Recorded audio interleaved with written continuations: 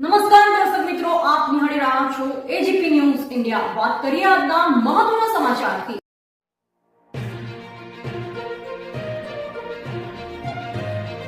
પ્રખર ગૌભક્તનું સન્માનપત્ર મેળવનારાએ જ ગૌચર કબજે કરી લીધું। ચાણસ્માના વિનોદ પટેલને ગૌચર વિકાસ બોર્ડ ગાંધીનગરે સન્માનપત્ર આપી સન્માનિત કર્યા, તો ગૌચરની જમીન પચાવી પાડી। ચાણસ્મા તાલુકાના ધાણોધરડાની 813 સર્વે નંબર વાળી ગૌચરની જમીન પર ભૂમાફિયાઓનો કબજો। વિનોદ પટેલ ઉર્ફે સ્વામીએ ગૌચરની જમીનમાંથી માટી વેચી પછી તળાવ બનાવી પોતાના ફાર્મ હાઉસમાં સિંચાઈ માટે કબજે કર્યું। પાટણના ચાણસ્મા તાલુકાના ધાણોધરડા ગામે આવેલ ગૌચરની જમીન પર બહારથી આવી માથાભારે ઈસમે કબજો કરી તેમાં પોતાના ફાર્મ હાઉસમાં સિંચાઈ કરવા માટે ગૌચરની જમીનમાંથી માટી વેચી દઈ અને તેમાં તળાવ બનાવી સિંચાઈ કરવામાં આવતા ધાણોધરડાના જાગૃત લોકોએ લેન્ડ ગ્રેબિંગ દાખલ કરવા માટે રજૂઆત કરી હતી।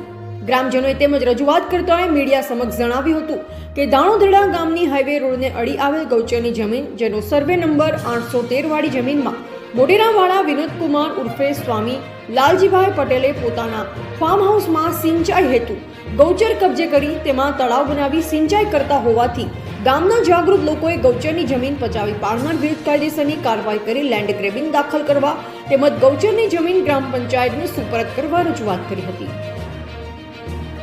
ગૌચર દબાણ બાબતે સ્થાનિકોની રજૂઆતને લઈ કેટલીક ચેનલો તેમજ ન્યૂઝપેપરોમાં સમાચાર પ્રસિદ્ધ પણ થયા અને અરજદારોની રજૂઆતને લઈ ચાણસ્મા મામલતદાર દ્વારા સ્થળ તપાસ કરીને માપણી પણ કરવામાં આવી હતી, પરંતુ રાજકીય પીઠબળ ધરાવતા વિનોદકુમાર ઉર્ફે સ્વામી ગૌચર ના છોડતા ગ્રામ લોકો તેમજ જાગૃત નાગરિકો ગૌચર બાબતે સુપ્રીમ કોર્ટના દરવાજા ખટખટાવ્યા અને મીડિયાની તૈયારી બતાવી હતી।